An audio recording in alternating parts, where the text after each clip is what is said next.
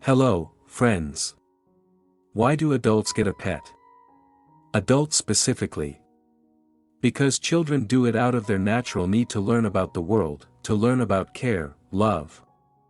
But why do adults do this? Why does the need for a dog, cat, or any other pet grow with increasing wealth? Have you ever thought about it?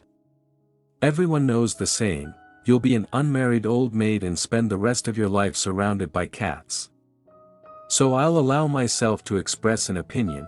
The irresistible desire to have a furry pet is directly related to a person's psychological discomfort. Their desire to dominate, to assert themselves at the expense of a weak creature, to close a psychological need caused by a lack of communication with people. The desire to have power over a creature that is obviously dependent on you, hidden vanity. No, don't get me wrong, I have nothing against wonderful, cute dogs, cats, guinea pigs or any other pets. From the point of view of love for nature, this is absolutely normal. But the fact that today some young families prefer pets and do not have children is, in my opinion, abnormal.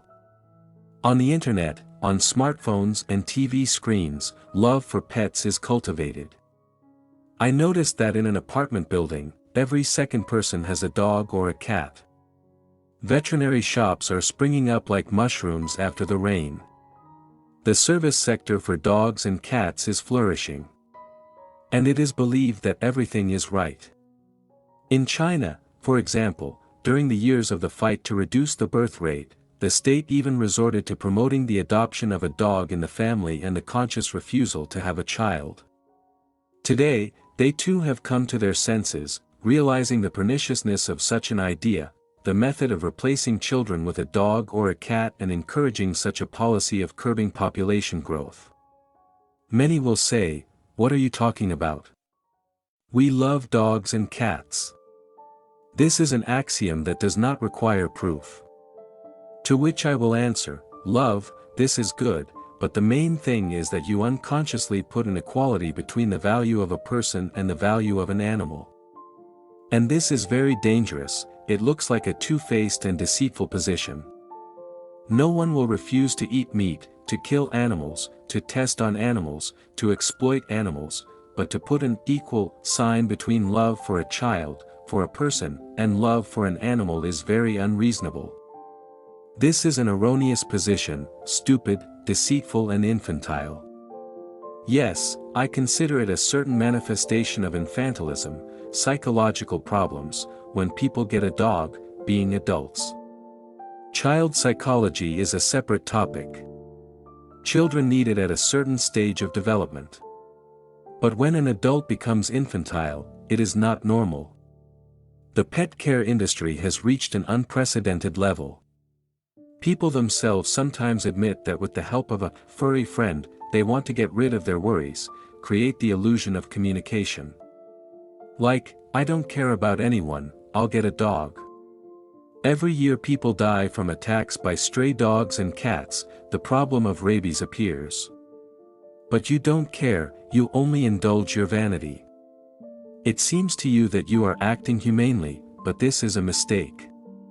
Such activities kill many more living organisms on the planet, the environment suffers more. By getting a dog, for example, you bring into your life many everyday problems associated with maintenance and service.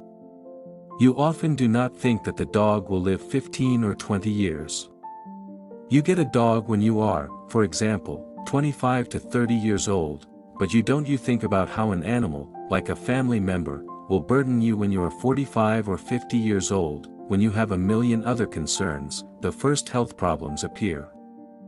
This is where the problem of abandoned animals, the problem of euthanasia comes from.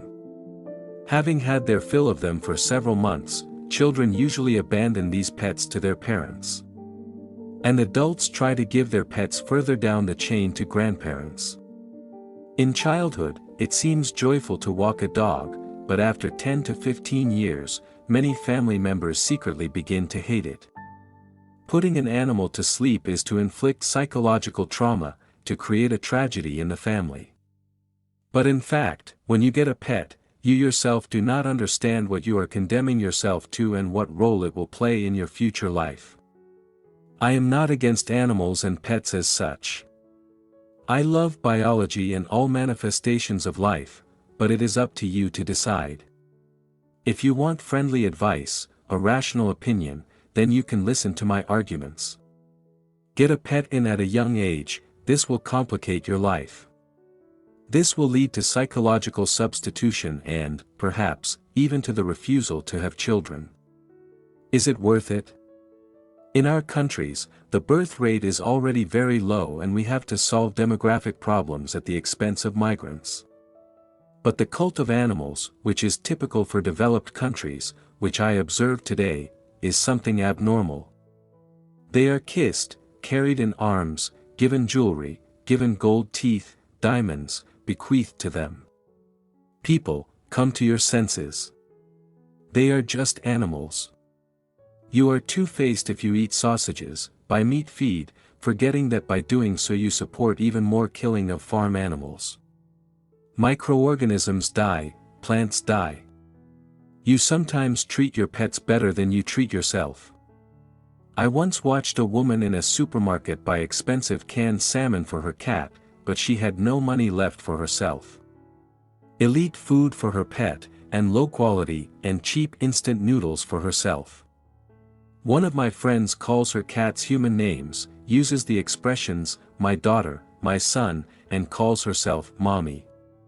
People, come to your senses. Humanism is love for a person, for people. I understand everything, but this imposed love for pets reaches the point of absurdity. Think 1,000 times before getting a pet. It is not rational, not reasonable. This is a deeply unhealthy story from a psychological point of view. If we talk about the human mind on this channel, about reasonable behavior, about rationality, then it is beneficial to give your love to loved ones and relatives, and not to animals. It is beneficial to improve social interactions, to communicate with people, and not with dogs. It is beneficial to give birth and raise children. I understand that after listening to this video, many will pounce on me. Like, how can you do this? We love pets. Just like you condemned me in the comments under the video, why travel and tourism are too overrated, in which I argued that the pronounced craving for tourism is also caused by unhealthy psychological attitudes. An intelligent person, of course, will understand what I was trying to tell, will perceive my message correctly. Thank you for your attention and see you soon.